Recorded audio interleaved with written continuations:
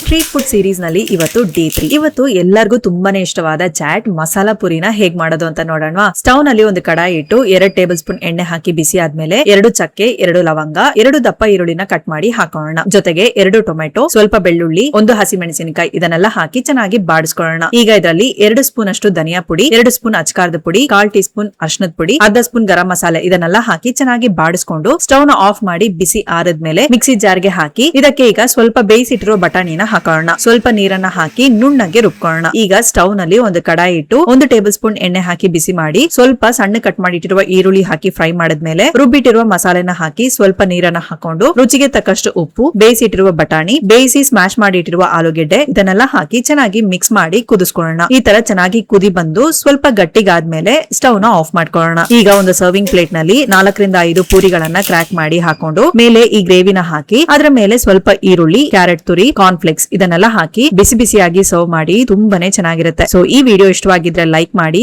Foodie ಕನ್ನಡನ follow ಮಾಡಿ.